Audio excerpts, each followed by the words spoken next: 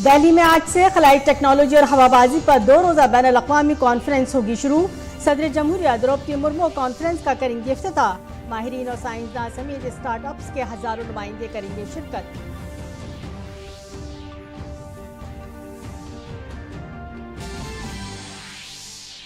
Global south आलमी मसाइल पर बड़ी जिम्मेदारी लेने के लिए तैयार। पीएम मोदी ने कहा, दुनिया के लिए बड़ा पैगाम है। एक साल में ग्लोबल साउथ 2 की सरबराह कॉन्फ्रेंस और इसमें बड़ी तादाद में शिरकत।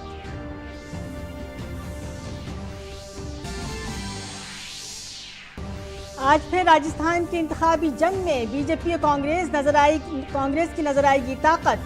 पीएम मोदी भरतपुर और नागौर में करेंगे रैलियां, जबकि मल्लिकार्जुन खड़गे भरतपुर के बाद खैरथल में संभालेंगे मोर्चा। जेपी नड्डा जोधपुर और जैसलमेर में चलाएंगे बीजेपी के लिए मुहिम। तेलंगाना में आज बीजेपी का संकल्प पत्र होगा जारी। अमित शाह वारंगल, नालगोंडा और हैदराबाद में करेंगे रैलियां। केसीआर और ओवैसी के साथ राहुल गांधी ने भी इंतखाबी मुहिम की तेज।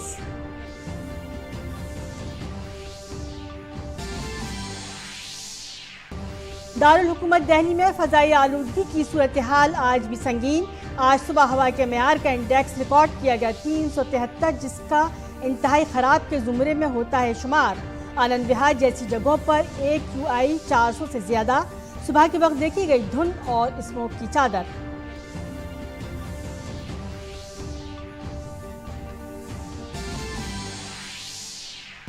इसराइल से इजाजत के बाद मिस्र से गजा पहुंच गई ईंधन की पहली खेप। अमेरिका ने कहा, ईंधन की सप्लाई मुस्तकिल बुनियादों पर और बड़ी मिकदार में रहनी चाहिए जारी।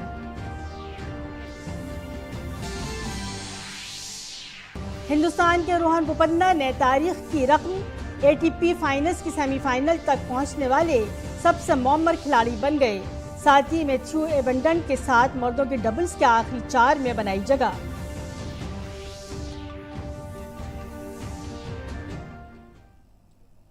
आदाब, 9 बजे के खबरनामे में आपका खैर मकदम है। मैं हूं सबिया खान। खबर तफसील से। सदर जमहूरिया द्रौपदी मुर्मू आज 2047 में खलाई टेक्नोलॉजी और हवाबाजी पर बैनुल-अक़वामी कॉन्फ्रेंस और नुमाइश का इफ्तिताह करेंगी। यशु भूमि कन्वेंशन सेंटर नई दिल्ली में मुनक़िद होने वाली ये कॉन्फ्रेंस और नुमाइश एरोनॉटिकल सोसाइटी ऑफ इंडिया के 75 साल की शानदार कारकर्दगी की याद में मुनक़िद की जा रही है। प्रोग्राम के इफ्तिताई इजलास के दौरान खलाई टेक्नोलॉजी और हवाबाजी के शोबे में भारत के 75 साल के सफ़र के साथ साथ विजन दस्तावेज़ 2047 का एक मजमुआ भी जारी किया जाएगा। ये तकरीब गुज़श्ता 75 सालों में खलाई टेक्नोलॉजी और हवाबाजी में भारत की कामयाबियों पर तवज्जो मरकूज़ करेगी, जिसमें कामयाबियाँ, तकनीकी तरक्कियाँ और अजीम दूरंदेश लीडरों के किरदार को देखा जाएगा। तकरीब में तकरीबन 1500 मंदुमीन बशमूल मुअज़्ज़िज़ीन, बैनुल-अक़वामी माहिरीन, साइंसदान, सनतकार, माहिरीन तालीम, स्टार्टअप्स और तलबा शिरकत करेंगे।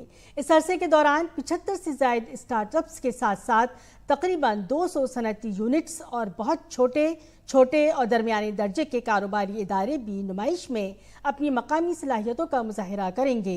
कॉन्फ्रेंस के मुख्तलिफ इजलासों में कई तंजीमों और शोबों के सरबराहान अहम नुकात पर अपने ख्यालात का इजहार करेंगे। वज़ीर आज़म मोदी ने दूसरी voice of global south summit की इख्तितामी खिताब में सबका शुक्रिया अदा किया। वज़ीर आज़म मोदी ने इस कॉन्फ्रेंस के 10 इजलास में अहम मसाइल पर होने वाली बातचीत को अहम करार दिया। वज़ीर आज़म ने कॉन्फ्रेंस की 10 अहम मुश्तरका तरजीहात का जिक्र किया। वज़ीर आज़म ने कहा कि ये तरजीहात आने वाले वक्त में बाहिमी ताउन की राह हमवार करेंगी। वज़ीर आज़म ने एक मुस्तकबिल के लिए मिलकर काम करने को पहली तरजीह करार दिया। हम सभी वन फ्यूचर की दिशा में सबका साथ, सबका विकास, सबका विश्वास और सबका प्रयास की भावना से काम करेंगे। ये प्रयास करेंगे कि ग्लोबल साउथ में जहां मानवता का 2/3 हिस्सा रहता है, कोई भी पीछे न छूटे। हम प्रयास करेंगे कि नॉर्थ साउथ और पूर्व पश्चिम की दूरियां कम हो। हम अपना भविष्य खुद बनाएंगे। हम अपना भाग्य खुद तय करेंगे। वज़ीर-ए-आज़म मोदी ने माहौलियाती तहफ़्फ़ुज़ के तईं अपनी वाबस्तगी का जिक्र किया। उन्होंने माहौलियाती इंसाफ, मुश्तरका जिम्मेदारी और मुश्तरका सलाहियत जैसे अनासिर को मौसमियाती कार्रवाई की बुनियाद बनाने की ज़रूरत पर जोर दिया। वज़ीर-ए-आज़म ने उसे ज़रूरी करार दिया कि ग्लोबल साउथ के ममालिक कर्ज के जाल में न फंसें और किसी भी मुल्क की खुद मुख्तारी को कमज़ोर न किया जाए। डेवलपमेंट फाइनेंस के लिए हम कंसल्टेटिव, डिमांड ड्रिवन और पीपल सेंट्रिक प्रयासों को प्राथमिकता देते हैं। ये अनिवार्य है कि ग्लोबल साउथ के देश डेट ट्रैप में न फंसे, किसी भी देश की संप्रभुता कमजोर न हो। वज़ीर-ए-आज़म ने दहशतगर्दी और इंतहा पसंदी के खिलाफ बाहिमी ताउन को मजबूत बनाने को एक मुश्तरका तरजीह करार दिया। हम आतंकवाद और उग्रवाद के खिलाफ अपने सहयोग को मजबूत करेंगे। अपने साइबर स्पेस को सुरक्षित रखते हुए हम आतंकियों द्वारा नई टेक्नोलॉजी के दुरुपयोग को रोकने के लिए भी डटकर प्रयास करेंगे। वज़ीर-ए-आज़म नरेंद्र मोदी आज एक बार फिर राजस्थान की सियासी जंग में उतरेंगे। आज उनकी 2 इंतखाबी रैलियां होंगी, जिन्हें बीजेपी ने विजय संकल्प सभा का नाम दिया है। वज़ीर-ए-आज़म सबसे पहले भरतपुर में बीजेपी की जानिब से इंतखाबी मुहिम चलाएंगे और वोटरों से वोट डालने की अपील करेंगे। इसके बाद वो नागौर के खरनाल में वाक़े वीर तिजाजी में मंदिर में दर्शन और पूजा करेंगे। इस तरह नागौर में आज की दूसरी और आखिरी विजय संकल्प सभा भी होगी।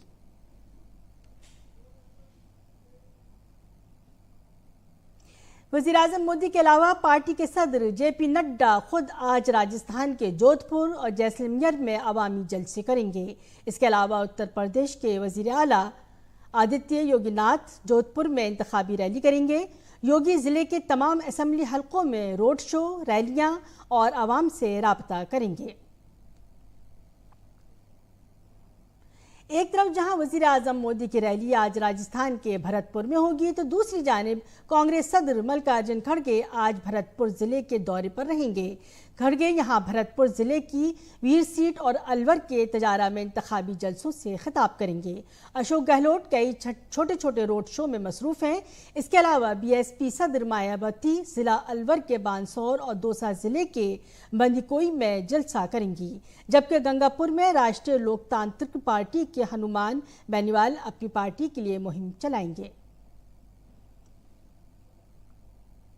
राजस्थान में एक पुरानी कहावत है कि कबड्डी के खेल में कोई काकू कोनी, और जब बात इंतखाबी हिकमत अमली की हो तो ये कहावत नागपुर की सीट पर बिल्कुल फिट बैठती है। नागौर में मिर्धा खानदान में चचा भतीजे के दरमियान मुकाबला है। भतीजे ज्योति मिर्धा जो कांग्रेस छोड़कर बीजेपी में शामिल हुई हैं, उनका इल्जाम है कि कांग्रेस उम्मीदवार उनके चाचा ने उन्हें धोखा दिया। पेशे से डॉक्टर ज्योति नागौर से कांग्रेस के रुकन पार्लियामेंट भी रह चुकी हैं। मैं इस वक्त नागौर के रातड़ी गांव में हूं और मेरे साथ है BJP candidate doctor Jyoti Mirdha. आइए हम मुझसे बात करते हैं। डॉक्टर ज्योति, कांग्रेस से आप बीजेपी में आई, दोनों पार्टियों में बेसिक फर्क क्या दिखता है आपको? कांग्रेस के अंदर ज्यादा मास बेस था, लीडर बेस, जो भी चुनाव लड़ रहा होता था उसके ज्यादा मतलब उस पे ज्यादा निर्भर करता था। भारतीय जनता पार्टी के अंदर ऑर्गेनाइजेशन जो है वो ज्यादा स्ट्रांग है।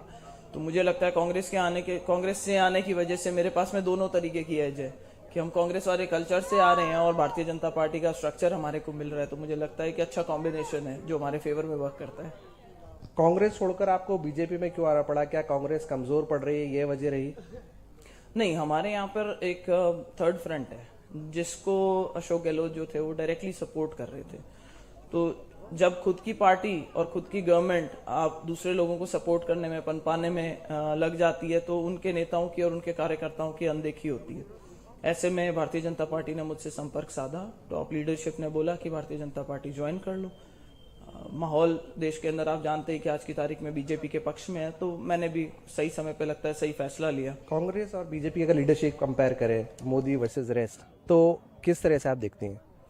जी, मोदी जी की एक चीज तो सबसे तय है कि भाई दुनिया भर में मानते हैं कि बहुत ही डिसाइसिव लीडरशिप है और अगर लीडर डिसीजन लेने की कैपेसिटी नहीं रखता है सही टाइम पर, तो लोगों में एक तरीके का कंफ्यूजन हमेशा बना रहता है। 9 सालों में आप देखेंगे कि जो हिंदुस्तान की साख बढ़ी है इंटरनेशनल लेवल पे, वो मोदी जी के नेतृत्व में बढ़ी है। नागौर की अगर हम बात करें तो एक फैमिली के अंदर, एक परिवार के अंदर ही लड़ाई, आप अपने चाचा के खिलाफ चुनाव मैदान में, तो किस तरह का चैलेंज रहता है ये? मैं मेरे चाचा के खिलाफ नहीं हूँ, चाचा मेरे खिलाफ आए हैं क्योंकि उनकी टिकट 15 दिन बाद में अनाउंस हुई है। और ये भी एक, आप अगर इसकी तह में जाएंगे तो आपको समझ में आएगा कि गहलोत साहब और जो आरएलपी के लीडर हैं, उन दोनों की सांठगांठ थी। वो नहीं चाहते थे कि वो खींवसर जाएं, तो उन्होंने उनको यहाँ भेजा है। वो देखना यही चाहते थे कि भाई ज्योति बीजेपी में गई है, कहीं स्ट्रांग कैंडिडेट हो जाए तो उसको कैसे हम एक तरीके से चक्रव्यूह रच करके और उसको फंसा सकते हैं। और मुझे लगता है नागौर की जनता पॉलिटिकली बहुत स्मार्ट है और समझती है चीज़ों को, एंड आई एम श्योर कि डिसीजन हमारे फेवर में आएगा। कबड्डी में कोई काको नहीं होवे, कबड्डी में कोई चाचा नहीं होता, और चुनाव भी एक तरह की कबड्डी है और जंग में सब जायज है। कैमरामैन मुकेश के साथ मैं विशाल Bairstow, DD news, रातड़ी, Nagaur. Madhya Pradesh assembly और छत्तीसगढ़ असेंबली के दूसरे मरहले के लिए कल वोटिंग हुई। मध्य प्रदेश असेंबली की तमाम 230 और छत्तीसगढ़ असेंबली की 70 नशिस्तों पर इंतखाबात मुकम्मल हो गए। मध्य प्रदेश और छत्तीसगढ़ के लोगों ने कल अपने हक़ राय दही का इस्तेमाल करते हुए जमहूरियत के जश्न में हिस्सा लिया। छत्तीसगढ़ असेंबली के दूसरे मरहले के लिए वोटिंग हुई। आदाद शुमार के मुताबिक मध्य प्रदेश में 76% से ज़्यादा और छत्तीसगढ़ में 75.08% वोटिंग हुई। तमाम इंतखाबात के बाद वापस लौटने वाली पोलिंग पार्टी पर नक्सलियों का हमला हुआ। आईईडी धमाके में सीआरपीएफ के एक जवान के शहीद होने की खबर है। मालूमात के मुताबिक पोलिंग पार्टी और ईवीएम महफूज बताई जाती हैं। राजस्थान में असेंबली इंतखाबात की मुहिम जोरों पर है। अमित शाह ने अजमेर में 2 अवामी जलसों से खिताब किया, जबकि कांग्रेस जनरल सेक्रेटरी प्रियंका गांधी ने राजस्थान के सागवाड़ा और चित्तौड़गढ़ में कांग्रेस की गारंटी यात्रा मीटिंगों से खिताब किया। तेलंगाना असेंबली इंतखाबात के लिए मुहिम तेज हो गई है। कांग्रेस ने तेलंगाना के लिए पार्टी मंशूर जारी कर दिया है। जानते हैं इसकी तफसील। राजस्थान के इंतखाबी मौसम में इंतखाबी मुहिम के लिए बीजेपी और कांग्रेस के बुजुर्ग रहनुमा मैदान में उतरे। मरकजी वजीर दाखिला और senior BJP leader Amit Shah ने अजमेर के विजयनगर और नसीराबाद में बड़े जलसों से खिताब किया। उन्होंने रियासत में बदउनवानी, पेपर लीक और खवातीन के खिलाफ बढ़ते हुए जराइम पर कांग्रेस की अशोक गहलोत हुकूमत को निशाना बनाया। वहीं कांग्रेस जनरल सेक्रेटरी प्रियंका गांधी ने राजस्थान के सागवाड़ा और चित्तौड़गढ़ में कांग्रेस की जमानत यात्रा मीटिंगों से खिताब किया। अशोक गहलोत सरकार तुष्टीकरण की सभी सीमाएं ला, दिन दहाड़े कन्हैयालाल तेली को नोच देते, मार देते, इनके पेट का पानी नहीं हिलता। 19 में टोंक में हिंसा हुई, 20 में डूंगरपुर, 21 में बारा, 21 में झालावाड़, 22 में करौली, 22 में जोधपुर, ये पूरे प्रदेश को गहलोत ने दंगों का प्रदेश बनाकर रखा है। कुछ नई घोषणाएं भी की हैं और उनका आधार ये है कि जो हमने पहले घोषणा की थी उनको पूरा करने का काम हमने किया, और हमने ऐसी बहुत सारी चीजें की आपके लिए जिससे आपको सहूलियत और आपको की सहायता हुई। दूसरी तरफ तेलंगाना में इंतखाबी मुहिम जोर पकड़ रही है। कांग्रेस ने तेलंगाना के लिए मंशूर जारी किया। इसमें तेलंगाना के लिए 6 जमानतें और कई ऐलानात शामिल हैं। कांग्रेस सदर मल्लिकार्जुन खड़गे ने कहा कि तमाम 6 जमानतें पहली काबीना मीटिंग में मंजूर की जाएंगी। वहीं बीजेपी ने कांग्रेस की जमानतों और मंशूर पर कहा कि अवाम ने कर्नाटक में उनकी जमानतों की हालत देख ली है। मेरी पार्टी हमेशा जो कहती है वो करके दिखाती है। कांग्रेस तो हमेशा सच के लिए लड़ती है, बोलती है। परिवारवाद राजनीति, भ्रष्टाचार राजनीति और तुष्टीकरण के अलावा कुछ गारंटी नहीं दे सकता। जो भी गारंटी दिए लोगों के हित के लिए, ये पूरा तो बकवास है। लोगों तो विश्वास नहीं, क्योंकि कर्नाटक में लोग आज दबाव गए।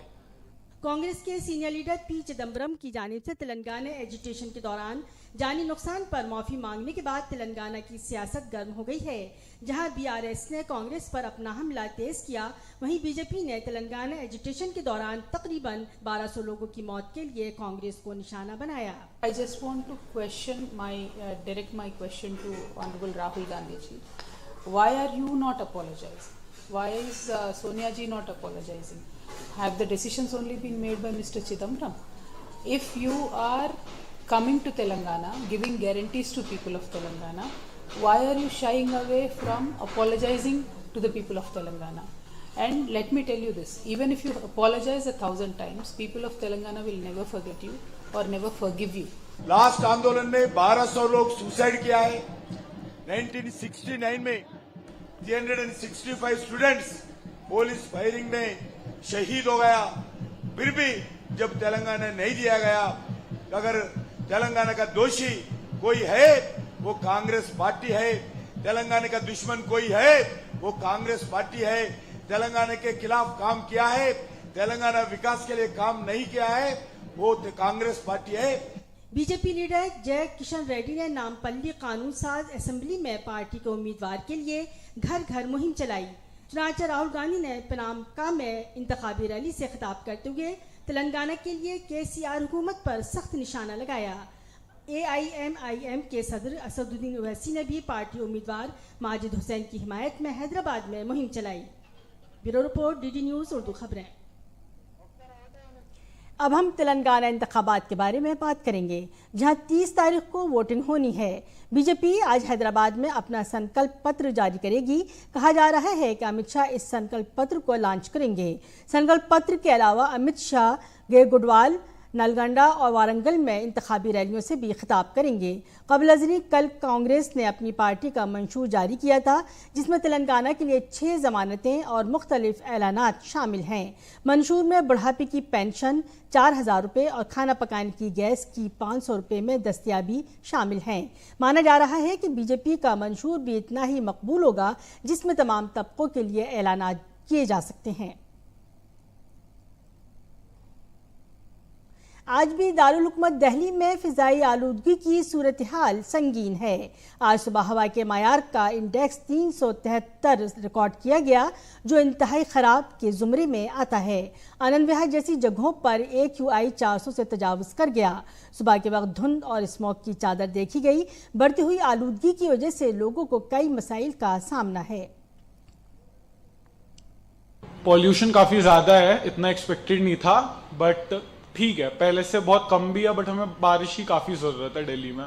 ब्रीदिंग प्रॉब्लम है, और उसके अलावा कभी कभार एकदम से जो थ्रोट प्रॉब्लम होती है कभी कभार साइकिल चलाते हुए, और जो विजिबिलिटी की काफ़ी दिक्कत है बीच बीच में कभी कभार। तो सबसे पहले विजिबिलिटी, प्लस ऊपर से सांस लेने की दिक्कत है, तो I just can't go out of my house really. और सबसे बड़ी बात है कि मेरा छोटा भाई भी है, आई थिंक उसको भी बाहर जाना एकदम मना ही है।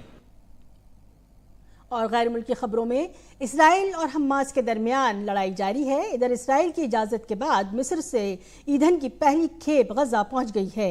इससे कबल इसराइल ने इत्तफाक किया था कि वह ईंधन वाले ट्रकों को गजा में दाखिल होने की इजाज़त देगा। उन्होंने कहा कि अक़वाम मुत्तहिदा की दरख्वास्त के मुताबिक इमदादी सामान पहुँचने की इजाज़त पर कोई पाबंदी नहीं होगी। इसराइली वज़ारत दिफ़ा ने कहा कि हम अक़वाम मुत्तहिदा से मिलने वाली हर फहरिस्त पर अमल करेंगे। अमेरिका ने कहा कि ईंधन की सप्लाई मुस्तकिल बुनियादों पर और बड़ी मिक़दार में जारी रहनी चाहिए। और अब पेश है दिल्ली से शाये उर्दू अखबारात का मुख्तसर जायजा।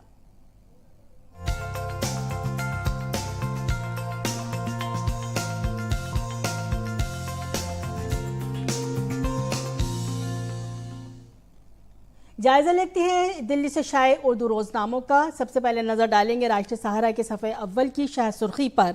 हमास ने यरगमालियों को अशिफा अस्पताल में छुपा रखा था, इसराइल का दावा। इसराइली फौज की दरअंदाजी से कबल ही हमास ने यरगमालियों को अस्पताल से निकालकर दूसरी जगह मुंतकिल कर दिया था। ये बात कही है नेतन्याहू ने। इसराइली टैंक अब भी अस्पताल के कैंपस में मौजूद हैं। इस्माइल हानिया के घर पर हमला। जायजा लेंगे मज़कूर अखबार के बैन अल-अक़वामी खबरों की दो अहम सुर्खियों पर। पहली सुर्खी इस तरह है, इसराइल आबादकारों के तशद्दुद की रोकथाम के लिए मौसर इक़दाम करे। ये बात कही अमरीकी वज़ीर ख़ारजा एंटनी ब्लिंकन ने। दूसरी अहम खबर की सुर्खी इस तरह है, मगरबी किनारे में इसराइली आबादकारों का तशद्दुद दहशतगर्दाना पॉलिसी। ये बात कही है फ्रांस ने। फ्रांस ने मगरबी किनारे में इसराइली आबादकारों की तरफ से की जाने वाली तशद्दुद की कार्रवाइयों की मजम्मत की और उन्हें दहशतगर्दी की पॉलिसी करार दे दिया है। जायजा लेंगे रोजनामा सहाफत के सफ़े अव्वल की अहम खबर की सुर्खी का। इसराइल हमास जंग में आम शहरियों की हलाकत पर वज़ीर आज़म मोदी का इजहार अफसोस, मुज़ाकरात का मुतालबा। इसराइल और हमास के दरमियान जारी जंग में शहरी हलाकतों की मजम्मत करते हुए वज़ीर आज़म नरेंद्र मोदी ने जंग की वजह से मगरबी एशिया में बढ़ते हुए चैलेंजों के पस मंज़र में ग्लोबल साउथ के ममालिक के दरमियान इत्तेहाद और ताउन की ज़रूरत पर जोर दिया। दूसरी voice of global south summit के इफ्तिताई सेशन में अपनी तकरीर के दौरान वज़ीर आज़म मोदी ने तशद्दुद और दहशतगर्दी के खिलाफ हिंदुस्तान के गैर मुतज़लज़ल मौक़िफ़ पर जोर दिया। और आखिर में जायज़ा लेंगे रोजनामा हमारा समाज की। नैनीताल सड़क हादसे में 6 अफराद की अलमनाक मौत, 5 जख्मी। उत्तराखंड के नैनीताल जिले के ओखलकंडा में जुमे को एक सड़क हादसे में एक ही गांव के 6 अफराद हलाक और 5 दीगर जख्मी हो गए। जाँ बहक होने वालों में एक ही खानदान के 4 अफराद शामिल हैं। हादसे की इत्तला मिलते ही फौरी तौर पर राहत और बचाव की कार्रवाइयाँ शुरू कर दी गई हैं। तो नाज़रीन, ये था आज के उर्दू अखबारात का मुख्तसर जायज़ा। इसके बाद चलेंगे सीधे खेल के मैदान और देखेंगे खेल की खबरें। खेल की खबरों में हिंदुस्तान के रोहन बोपन्ना और उनके ऑस्ट्रेलवी साथी मैथ्यू एबंडन ने ATP फाइनल्स के आखिरी 4 में जगह बना ली है। इसके साथ ही 43 साला रोहन बोपन्ना ATP फाइनल में पहुंचने वाले सबसे मौमर खिलाड़ी बन गए हैं। मिनीज डबल्स इवेंट के राउंडर रॉबिन मैच में रोहन और एबिंडन की जोड़ी ने नीदरलैंड के कोलहोफ और बरतानिया के स्कोपेस्की के खिलाफ 6-4, 7-6 से कामयाबी हासिल की। क्रिकेट वर्ल्ड कप का फाइनल मैच इतवार को अहमदाबाद के नरेंद्र मोदी स्टेडियम में खेला जाएगा। इस अजीम मुकाबले की तैयारियां जोरों शोर से जारी हैं। इस मैच को यादगार बनाने के लिए मैच से कबल एयर शो का इनेकाद किया जाएगा। इसके लिए हिंदुस्तानी फजाइया की सूर्याकरण टीम ने जुमे को एयर शो की मशक भी की। भारत और ऑस्ट्रेलिया के दरमियान फाइनल मैच देखने के लिए स्टेडियम में 1 लाख से ज्यादा तमाशाइयों की आमद मुतवक्के है।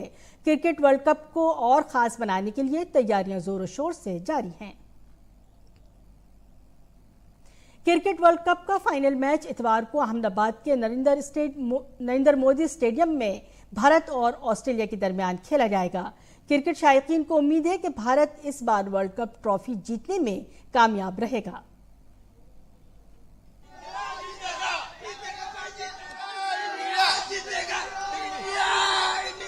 देखिए 2003 का जो बदला है वो हम लोग ले लेंगे एक बार से। 10 हुई छोड़ेगा नहीं।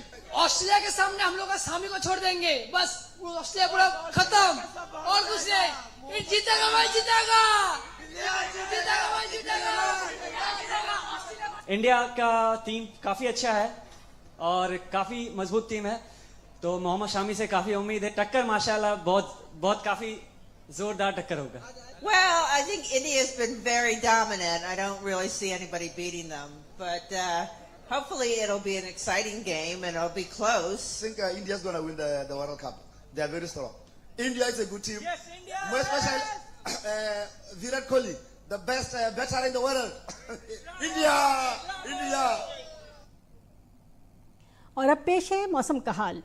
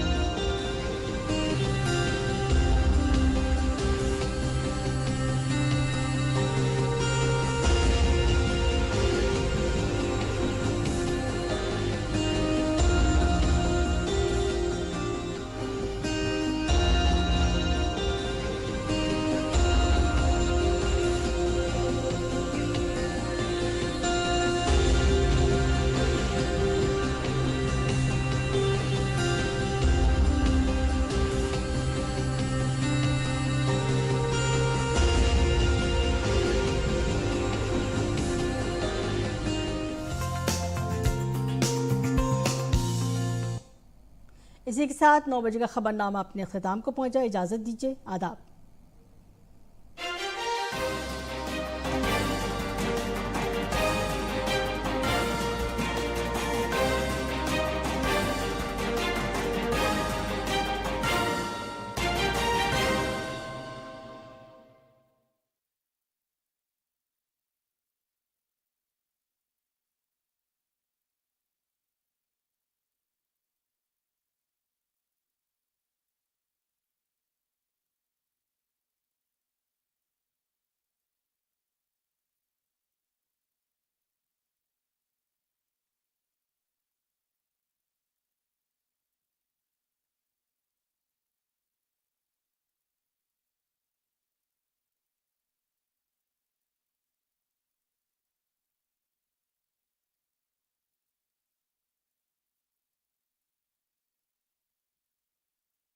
फेरों के लिए खड़े हो जाइए। शादी का ख्याल आए तो सपनों से निकलकर शादी.com पे आए। Download now.